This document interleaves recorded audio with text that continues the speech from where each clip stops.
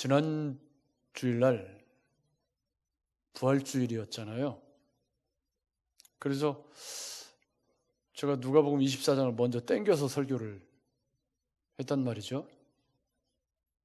그 누가복음 24장을 설교하면서 고난주간에 관한 설명도 같이 다 했던 거죠. 그래서 제가 이제 마음에 갈등이, 이걸 다시 되돌아가서 고난주간으로 다시 가야 되느냐. 지금 우리가 읽은 본문은 언제죠? 목요일 저녁이에요. 다시. 예수님 부활하시고 이제 지난주에 다 우리 부활찬양 했는데 다시 이제 말씀이 어디로 돌아간 거죠? 목요일 저녁으로 돌아간 거예요. 그래서 이제 성만찬을 제정하시는 장면인데, 그래서 부활주일 지나고부터 제가 고민하고 기도하기 시작했어요. 이걸 어떻게 할 것인가, 이 문제를. 그래서 조금 잊어먹을 때까지 한 두어 주 다른 데를 갔다 올까, 좀 기억이 흐릿해질 때까지.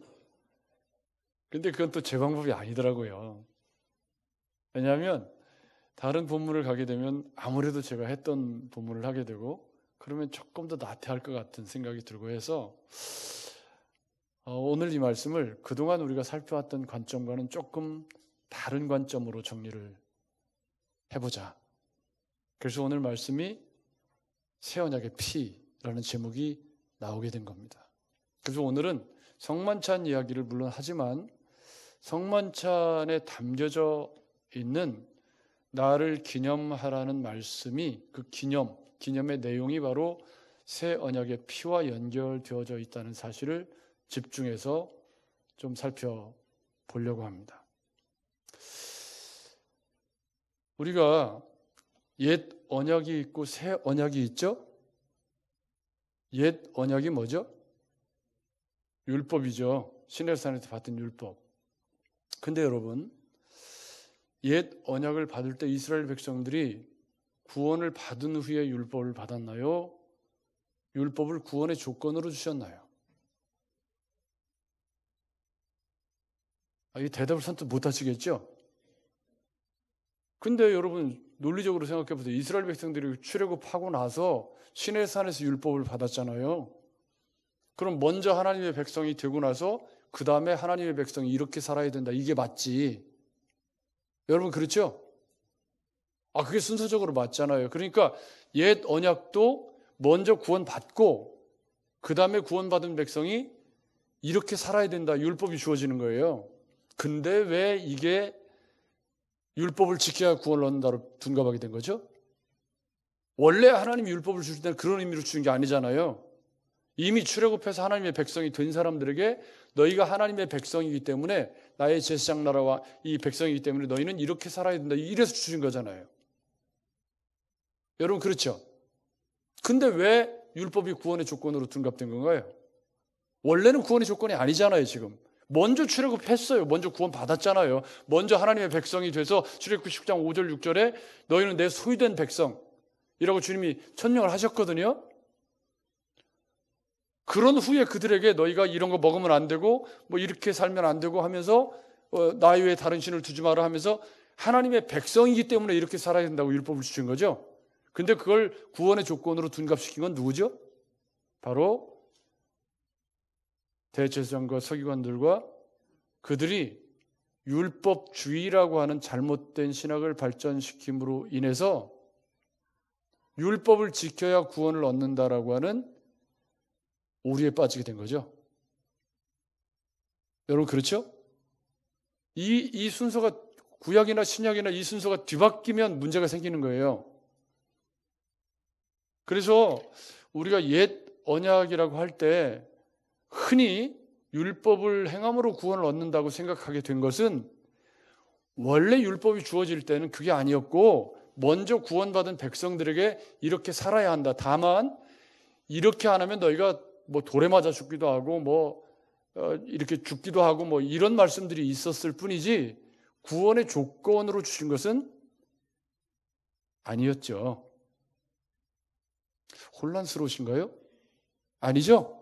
이게 혼란스러우시면 안 돼요. 이게 지금 뭔가가 율법을 지켜야 구원 얻는다는 생각은 하나님이 원래 의도하셨던 거는 다른 것이 지금 중간에 들어와서 잘못된 생각이 발전되게 된 거예요. 그래서 그 율법이 주님에게로 인도한다라고 하는 갈라디아서의 이런 개념들은 그 율법대로 살려고 하다 보면 절망할 수밖에 없다라고 하는 새 언약의 필요성으로 인도하게 된다. 이제 이런 의미거든요. 그러니까 옛 언약과 새 언약이라고 할 때 옛 언약과 새 언약의 차이는 그렇게 커 보이진 않아요. 다만 옛 언약 백성들은 애굽에서 살다가 나왔기 때문에 그 애굽의 잔재들이 그들에게 너무 많이 남아 있어요. 그리고 노예 생활을 430년 하다가 나왔기 때문에 그들에게 하나님의 백성이 된다는 걸 가르칠 때 어떻게 가르쳐야 돼요? 여러분, 우리 아이가 요즘 갓난아기 보기가 참 어려운 세상이죠. 우리 교회도 지금 갓난아기 울음소리를 들어본 지가 언제인지 기억이 안 나. 아들들이 장가를 가서 애를 낳아야지. 그런데 여러분, 어린 아이 때 뭘 가르칠 때는 어떻게 가르치죠? 뜨거운 거 근처에 가면 안 된다. 어떻게 가르쳐요? 뜨거운 거를 갖다가 이렇게 살에다가 이렇게 갖다 대갖고 어떻게 이렇게 하면 이거 가까이 하면 안 돼. 그리고 뭐 TV에다가 집에다가 다 태그 붙여가지고 텔레비전 뭐 컵에다가 컵 다 이렇게 가르치죠. 그렇게 다 배우셨잖아요 옛날에.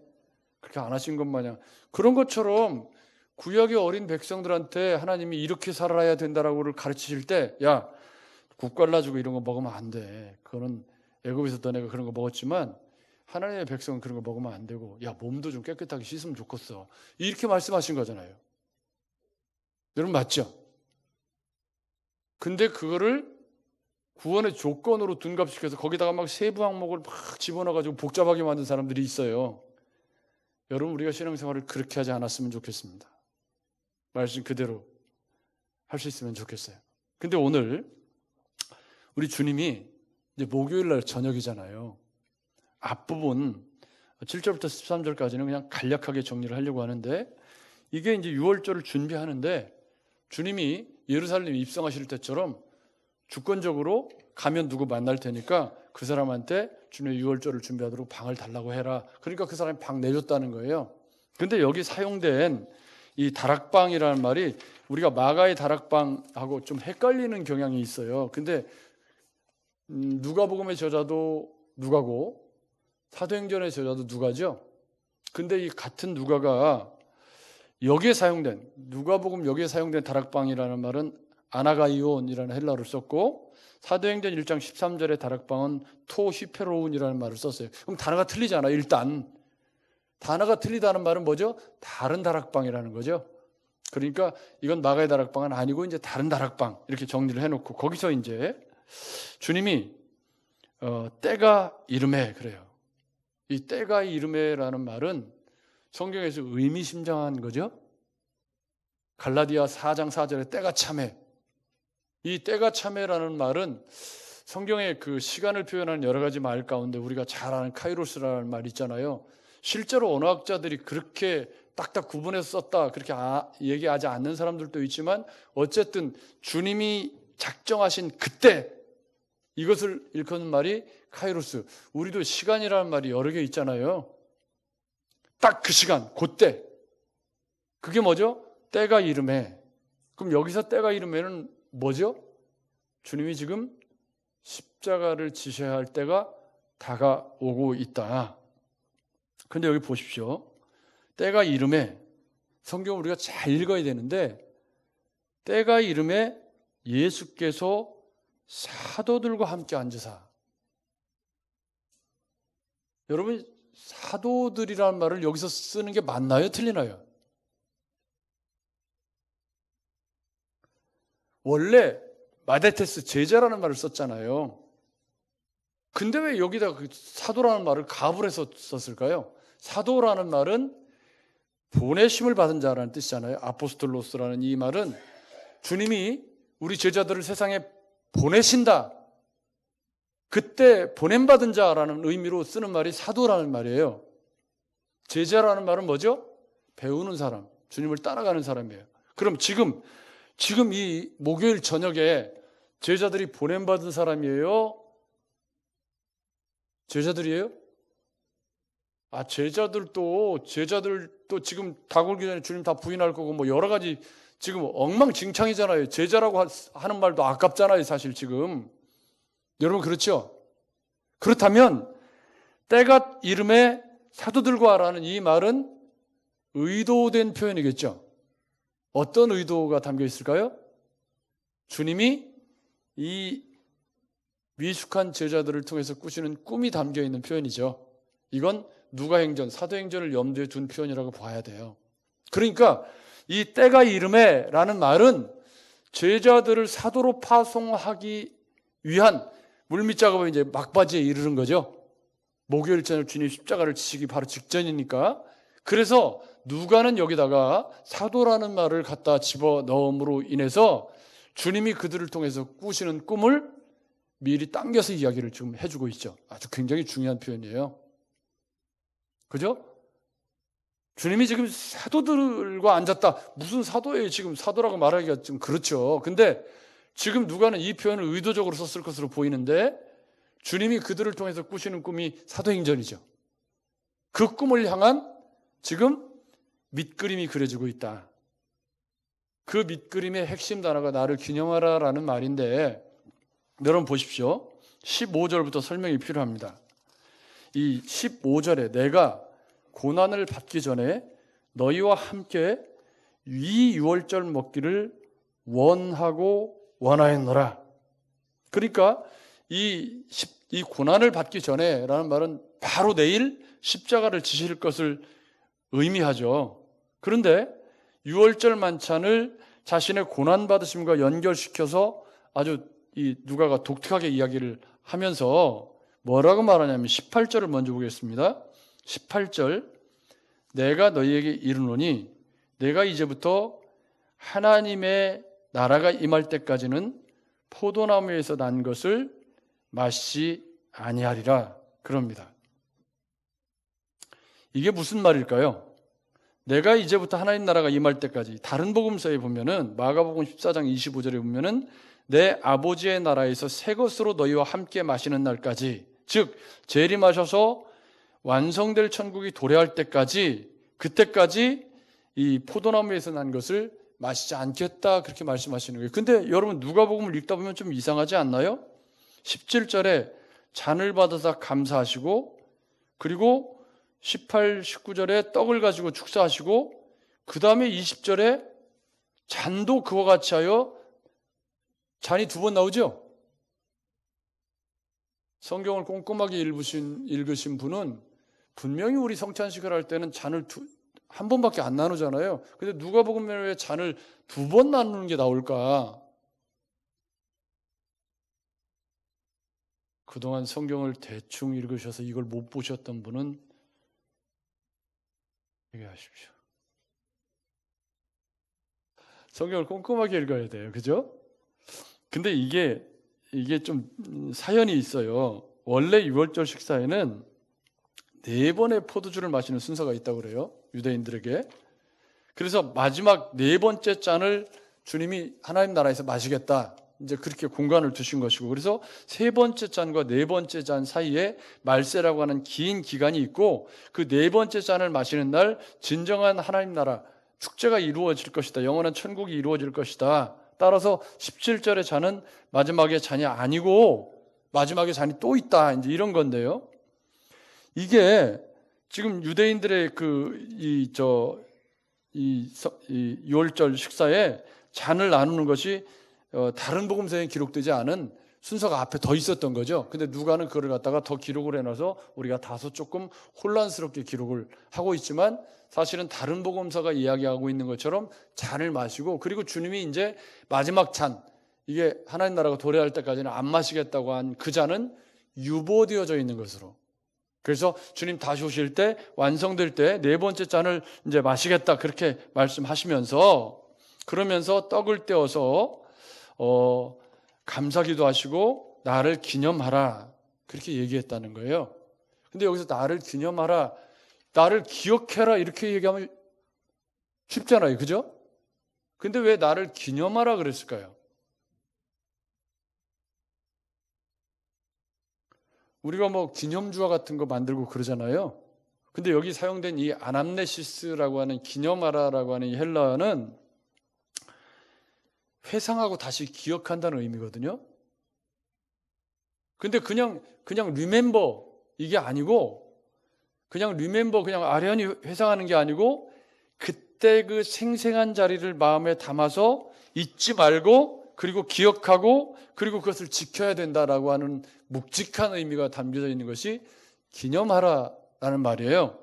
그러면서 20절 말씀에 보면 저녁 먹은 후에 잔도 그와 같이 하여 이르시되 이 잔은 내 피로 세우는 새 언약이니. 이 부분 지금 이제 두 번째 잔 세 번째 잔에 대한 설명은 제가 원고에 자세히 잘 써놨으니까 혹시 궁금하시면 블로그 가셔서 누가복음 가셔서 이 부분을 보시면 아주 길게 잘 써져 있어요. 그러니까 그게 보시고 일단 오늘은 이제 새 언약에 좀 집중을 해 보겠습니다. 내 피로 세우는 새 언약이니 너희를 위하여 붙는 것이라. 이 새 언약이라는 말이 어디에 나오냐면 여러분 어디에 나오죠? 구약 성경에 예레미야 31장에 나옵니다. 예레미야 31장을 제가 읽어 드릴게요. 그러니까 새 언약은 옛 언약이 있다는 말이죠. 옛 언약이 있고 또 새 언약이 있고 그렇다는 말이고 이 새 언약은 짐승의 피로 세운 모세의 율법과 다른 새 언약의 피가 있다 이런 말이에요. 그래서 요 차이를 오늘 잘 이해하시는 것이 오늘 말씀의 핵심입니다.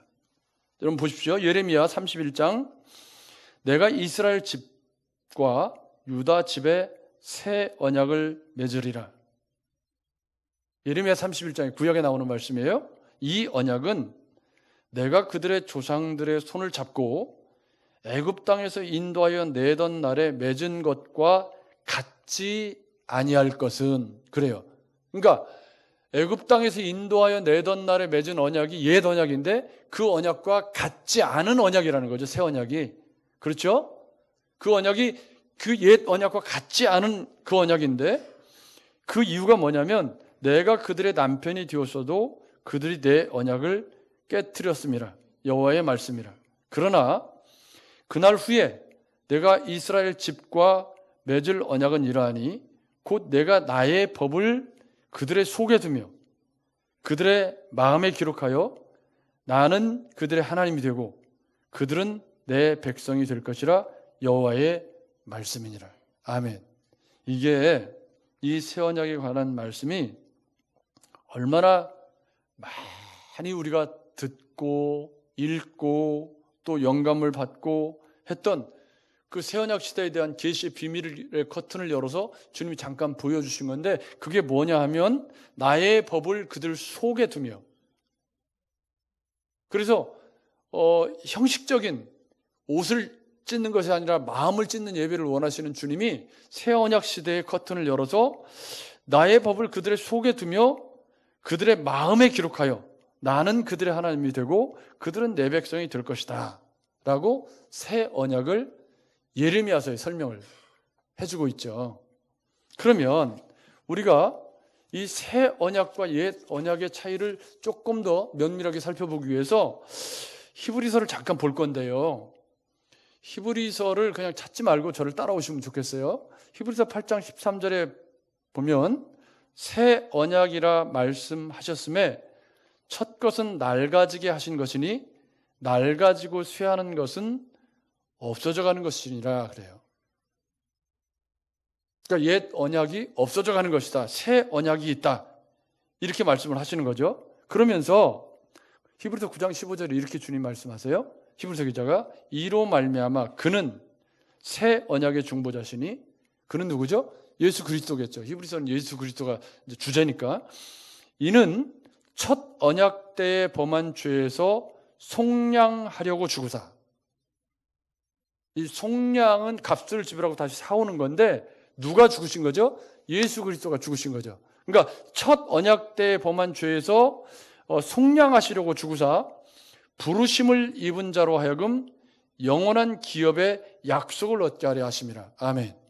아멘. 이게 지금 예수 그리스도가 이게 누가복음의 새 언약의 피라고 말씀하신 그 새 언약을 히브리서 버전으로 설명한 것이 이 내용인데, 이게 새 언약의 중보자이신 예수께서 첫 언약에 범한 그런 죄에서 우리를 대신 값으로 지불되셔서 우리를 죄에서 건져내시려고 부르심을 입은 자가 영원한 기업의 약속을 받게 하시기 위해서 그리스도께서 피를 흘려서 죽으셨다. 그래서 예수 그리스도의 죽으심이, 이 새 언약의 중보자이신 예수 그리스도의 죽으심이 부르심을 입은 자로 하여금 영원한 기업의 약속을 얻게 하시는, 그게 새 언약이라고 설명을 하고 있는 거죠.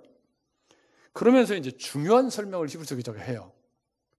여러분 들어보세요. 이러므로 첫 언약도 피 없이 세운 것이 아닌, 지금 우리 제목이 뭐죠? 새 언약의 피예요. 피에 지금 이제 초점을 맞춘 거죠. 근데 첫 언약 때도 피 없이 세운 것이 아니니 모세가 율법대로 모든 계명을 온 백성에게 말한 후에 송아지와 염소의 피 및 물과 붉은 양털과 우슬초를 취하여 그 두루마리와 온 백성에게 뿌리되, 그래요. 요게 어디 이야기를 지금 설명한 거냐면 출애굽기 24장에 있는 내용을 설명한 건데, 제가 출애굽기 24장 3절부터 8절을 읽어볼 텐데 들어보세요. 이게 첫 언약 때 뿌린 피 얘기하는 거예요. 지금 모세가 와서 여호와의 모든 말씀과 그의 모든 율례를 백성에게 전하매 그들이 한 소리로 응답하여 이르되 여호와께서 말씀하신 모든 것을 우리가 준행하겠습니다. 이게 시내산 율법이 주어진 장면이에요. 근데 그 율법을 다 듣고 백성들이 아멘 할렐루야 우리가 다 준행하겠습니다, 이런 내용이죠. 모세가 여호와의 말씀을 기록하고 이른 아침에 일어나 산 아래에 제단을 쌓고 이스라엘 12지파대로 12기둥을 세우고 이스라엘 자손의 청년들을 보내어 여호와께 소로 번제와 화목제를 드리게 하고, 모세가 피를 가지고 반은 여러 양푼에 담고 반은 제단에 뿌리고 언약서를 가져다가 백성에게 낭독하여 듣게 하니 그들이 이르되 여호와의 모든 말씀을 우리가 준행하리이다. 모세가 그 피를 가지고 백성에게 뿌리며 이르되 이는 여호와께서 이 모든 말씀에 대하여 너희와 세우신 언약의 피니라. 그래요. 그러니까 이게 무슨 말이냐면 우리가 준행하겠습니다 라고 하는 약속에 대해서 언약식을 한 거예요. 그 언약식을 뭘로 한 거예요? 피를 뿌리면서 피로 맺은 언약을 하게 된 것이죠. 그래서 번제와 화목제를 드리고 피를 취해서 뿌렸다라는 겁니다. 그렇게 피를 뿌리는 피의 언약식이 이 고대 근동에서 여러 문화권에서 다양하게 이렇게 행해졌는데, 어떤 문화권에서는 제물을 죽여서 그 피를 나눠 마시는 그런 문화도 있었다고 그래요. 근데 피는 생명이기 때문에 성경에서는 먹지 말라고 하는 거죠. 그 대신 그 피를 뿌리는 겁니다. 그래서 구약의 언약식에서는 항상 피가 있었죠. 그죠? 번제에도 피를 받아서 뿌리는 피가 있었고요. 아브라함과 하나님이 계약을 체결하시는 이 창세기에 가보면 이 아브라함이 짐승을 갈라서 이렇게 갈라서 이렇게 옆으로 걸어 두었을 때, 하나님이 그리로 지나가셨을 때 짐승을 쪼개서 나무에 걸쳐놓고 피가 뚝뚝 떨어지는 그 사이로 계약을 맺는, 이렇게 두 사람이 지나가는 고대 근동의 피의 약속, 피로 맺은 약정. 그래서 이 피로 맺은 약정이라는 말을, 이 말은 계약 당사자를 묶는다. 그래서 이 계약을 어기면 이 짐승처럼 쪼개진다는 의미였죠. 그때 피가 뚝뚝 떨어지는 그 피로 맺은 약정, 이게 구약에 피 흘림이 있은즉 사함이 없으리라라고 하는 말씀의 배경이 되고 있는 피 흘림의 이야기입니다. 그래서 이 피를 언약의 피라고 했고, 하나님과 이스라엘 백성을 하나로 묶는 언약의 피였는데, 그래서 피로 맺은 약정이라고 하고, 피로 묶였기 때문에 피를 나눈 형제, 옛날에 책 가운데 이 경건서적 가운데 피를 나눈 형제라고 하는 그런 책 제목도 있었던 것이 제가 기억이 납니다. 그러니까 구약의 옛 언약 속에서 피 흘림은 짐승의 피를 흘려서 피 흘림이 없은즉 사함이 없으리라, 이렇게 얘기가 레위기에도 이렇게 반복이 되고 있었거든요.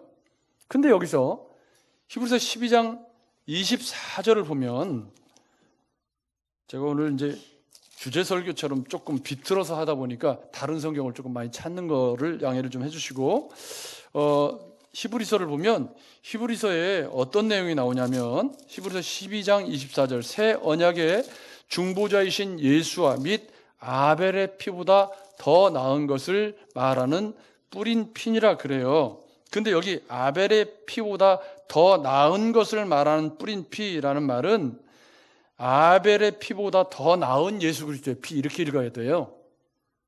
아벨의 피보다 더 나은 예수 그리스도의 피. 그래서 새 언약의 중보자이신 예수 그리스도의 피, 이것을 새 언약의 피라고 이야기를 하고 있는데, 이런 배경 속에서 주님이 지금 잔을 가지시고 마지막 잔을 뭐라고 하시는 거죠? 이것은 너희를 위하여 흘리는 새 언약의 피. 그러니까 구약에도 피로 맺은 약정이 있었고, 그 유월절의 완성, 즉 앞쪽에 제가 설명을 안 하고 지나갔습니다만은, 이 유월절을 지날 때 유월절이 어떤 의미가 있었냐면, 유월절을 하나님 나라에서 이루기까지 다시 먹지 아니하리라 할 때 이 말씀은 첫째는 예수 그리스도의 죽음이죠. 이 죽음을 새 언약의 피라고 지금 설명했는데, 그 새 언약의 피는 예수 그리스도께서 십자가에서 흘리신 피를 의미한단 말이죠. 여러분, 그렇죠? 그래서 이 하나님 나라에서 이루기까지 먹지 않겠다라는 말씀의 2차적인 의미는 내가 십자가에서 죽는다, 이거를 20절에서 뭐라고 설명한 거예요? 새 언약의 피라고 설명한 거죠. 두 번째는 뭐냐면 유월절 만찬의 완성. 그래서 이제 구약의 모형적인 유월절이 끝나고 새로운 언약 시대가 시작되어서 구약의 제사를 다시 드리지 않는 거죠. 다시 먹지 않겠다, 이 말은 무슨 얘기냐면 다시는 구약의 유월절과 똑같은 예배를 드릴 필요가 없이 새 언약의 피가 유월절을 완성시키셨다. 아멘. 그래서 우리가 유월절 때 어린 양 안 잡잖아요. 여러분, 그렇죠? 왜요? 예수 그리스도의 새 언약의 피가 그것을 완성시키셨기 때문에. 그리고 이제 마지막은 유월절이 하나님 나라에서 완성될 것이다, 이런 의미였던 것이죠. 그래서 이 새 언약의 피라고 할 때 이 새 언약의 피는 예수 그리스도께서 십자가에 죽으실 것을 히브리서가 쭉 설명을 해주면서, 주님은 그런 배경 속에서 새 언약의 피라는 표현을 쓰시면서 주님이 십자가에서 죽으실 것을 간접적으로 설명을 해주신 거예요. 직접적으로 설명을 해주신 거예요. 그러니까 이 새 언약의 피라는 것은 구약의 피 흘림의 제사의 그림을 갖다가 내가 너희를 위해서 피를 흘림으로 이 제사를, 유월절 어린 양의 피를 완성시키겠다, 이런 긴 내용이 여기 담겨져 있는 거죠. 새 언약의 피라는 표현 속에. 여러분, 이해가 되셨죠? 그러니까 지금 나를 기념하라라고 했을 때 그 기념의 내용은 바로 예수 그리스도께서 구약의 어린 양의 피를, 유월절 어린 양의 피를 완성시키셔서 새 언약 시대를 여는 그런 어린 양의 피가 되실 것을 설명을 해주시고, 이 성찬식을 행할 때마다 내가 십자가에서 피를 흘려 완성한 새 언약 시대를 기억하고 회상하고 그 십자가의 정신으로 살아라. 아멘. 이런 의미가 되는 거죠. 조금 신학적으로 복잡하게 길게 설명을 했지만, 사실은 피 흘림이 없은 즉 사함이 없기 때문에 그 피의 완성으로 예수 그리스도께서, 그래서 우리가 그분을 유월절 어린 양으로 오셨다, 이런 표현을 쓰고, 세상죄를 지거나 하나님의 어린 양, 이런 표현을 쓸 때 구약에 흘렸던 모든 피의 정점에 누가 있다? 예수 그리스도의 피가 있는데, 그 피를 주님이 뭐라고 표현하셨어요? 새 언약의 피다. 아멘. 그래서 이 피는 예수 그리스도께서 십자가에서 흘리실 보혈의 피를 의미하는 것이었던 거죠. 그러면 아남네시스, 우리가 성찬식을 할 때마다 기억해야 할 새 언약의 피가 뭐예요? 그러면 예수 그리스도께서 나를 속량하시기 위해서 값으로 지불되신 새 언약의 피, 그 언약의 피를 우리가 아남네시스 한다는 건 그 십자가의 정신으로 살겠다. 그런데 여러분, 우리가 놓치지 말아야 될 게 있어요. 예수 그리스도께서 십자가에서 영원히 떠나가시던 금요일날 오후 3시에 무슨 일이 있었죠? 성전 휘장이 2개가 쫙 찢어지면서 새 언약의 시대가 열렸음을 가시적으로 쫙 열어놓으셨죠? 이게 새 언약의 피가 이룬 새 시대가 열렸음을 보여주는 중요한 사건이었던 거예요. 여러분, 이렇게 되니까 종합적으로 연결이 되죠? 이 새 언약의 피가 예수 그리스도의 십자가라면 그 새 언약의 피가 십자가에서 흘렀을 때 성전 휘장이 찢어지면서 새로운 언약 시대가 열렸어요. 그 새로운 언약 시대에는 율법을 형식적으로 지키는 율법보다 훨씬 더 중요한 게 아까 예레미야 31장에 뭐라고 그랬죠? 마음으로 지키는 게 더 중요한 거죠. 그래서 아남네시스, 기념하라라고 하는 말의 의미는 우리가 똑같이 피를 흘려라, 그게 아니라 십자가의 피가 내 가슴 속에 흐르는 거죠. 여러분 맞죠? 새 언약의 피가 내 가슴 속에 흘러서 구약처럼 그 율법적인 피를 흘리고 그렇게 하진 않지만 이 아남네시스, 이 새 언약의 피를 기념할 때마다 우리의 가슴 속에, 우리의 혈관 속에 어떤 피가 흘러요? 예수 그리스도의 십자가의 보혈의 피가 흘러야 되는 거죠. 그런데 우리가 그 새 언약 시대의 가장 중요한 조건이 뭐냐면 그 예수 그리스도를 믿기만 하면 구원받은 백성이 되는 거잖아요. 누구든지. 그게 새 언약의 피가 속량, 값을 대신 치러서 이뤄낸 새 언약 시대의 증거 아니에요. 여러분 맞죠? 그게 새 언약의 피인데, 그러면 그 믿음으로 말미암아 구원받은 공동체 속에 들어온 사람들이 성만찬을 행하면서 예수 그리스도의 그 죽으심을 기념한다고 할 때 그것은 믿음으로 공동체 속에 들어온 우리가 믿음으로 산다고 하는 것이 십자가의 정신으로 살아가기 위한 다짐을 성찬식에 사는 거구나. 굉장히 심오하게 설명을 한 것 같은데 여러분 맞는 얘기 같죠?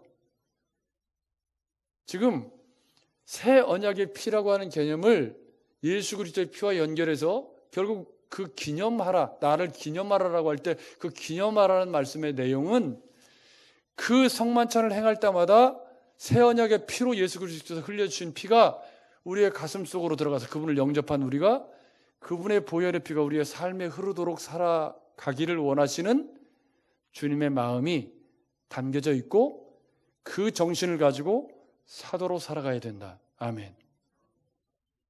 우리를 보내실 때도 똑같이. 여러분 그렇죠?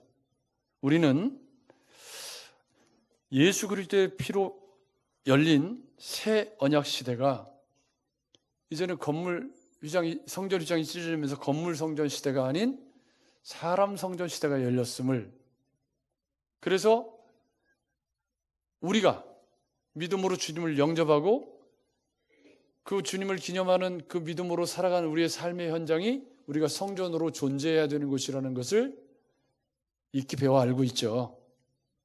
여러분 맞죠? 그러면 이 새 언약의 중보자이신 예수 그리스도의 피를 우리가 기념할 때마다 구약의 피 흘림의 제사를 예수 그리스도의 피로 완성하셔서 우리가 그것을 아남네시스할 때 그 십자가의 정신으로 살아가기를 원하셨구나. 그 말이 우리 보고 피 흘려 죽으라는 말은 아니고 어떤 의미죠? 성전인 내가 사는 삶의 자리에서 그리스도의 새 언약의 피가 내 삶에 흐르도록 살아간다는 건 십자가의 정신으로 살아가는 것을 아남네시스 하십시오. 그런 말이잖아요. 그게 성만찬에 담겨져 있는 새 언약의 피와 사도라는 말과 이 주님의 피 흘리심 속량이라는 말이 복합적으로 우리에게 던져주고 있는 중요한 도전인 거죠. 사랑하는 여러분, 또 한 주간을 우리가 살아가게 될 때 사실은 너무 하루하루가 빨리 지나가고 어떻게 살아도 금방 가는 것 같아요. 그런데 우리가 새 언약 시대를 사는, 그래서 마음속에 주님의 법이, 마음속에 예수 그리스도의 새 언약의 피가 흐르는 그런 언약 백성으로 살아갈 때에 우리의 삶의 자리에서 내가 어떤 삶의 태도로 사는 것이 진정한 아남네시스, 주님의 그 새 언약의 피를 기념하는 삶의 자세일까? 이런 고민이 우리의 삶에 있어야 한다는 거죠.